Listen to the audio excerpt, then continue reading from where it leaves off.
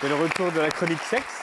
Mais tout à fait. Je ressors ma petite casquette de sexperte et je le refais à cause de votre Instagram, Florent, parce que j'ai vu des vidéos qui m'ont un peu alertée. Oh. On va regarder ça ensemble. Ouais, ça se passait bien. C'est quoi une double peinée? C'est une recette de pâtes, un petit peu épicée. Dis papa, c'est quoi un womanizer? C'est un aspirateur, c'est ça?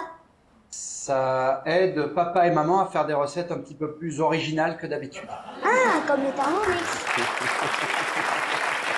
Alors, on est bien d'accord que sur Instagram, c'est pour rigoler, mais quand même, ces situations que vous décrivez, ça arrive à plein de parents. Et sous le coup de la surprise, on ne sait pas forcément comment répondre. Donc moi, je suis là pour vous aider. La première chose à faire dans ces situations, c'est de garder une attitude sereine. Et la manière dont on répond, c'est aussi important que la réponse elle-même. Parce que si vous êtes gêné, vous transmettez l'idée à vos enfants que parler de sexe, c'est quelque chose qui est mal. En fait, vous leur apprenez à avoir honte. Donc, quand un enfant demande si son ours en peluche peut faire des bébés, tout va bien, on reste zen, on reste disponible, surtout quand c'est absurde. Non mais c'est important de le faire même quand c'est absurde. Parce que plus tard, dans sa vie, votre enfant se rappellera qu'en sexualité, vous l'avez toujours écouté, toujours pris au sérieux de manière inconditionnelle. Et le jour, alors si ce jour arrive, le jour où l'enfant il a besoin d'aide, le jour où il lui est arrivé quelque chose de peut-être douloureux, de peut-être embarrassant, il saura qu'il peut venir vous parler et à ce moment-là, vous pourrez le protéger. Donc c'est vraiment important. Là, je viens de parler de la forme, maintenant je passe au fond.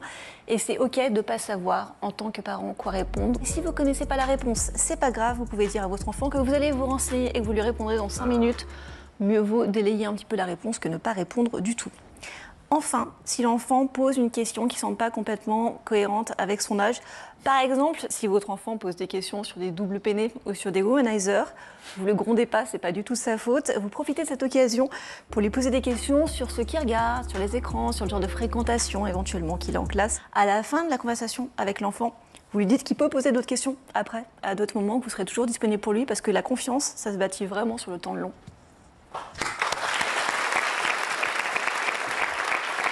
Ah ben, ils sont plus derrière.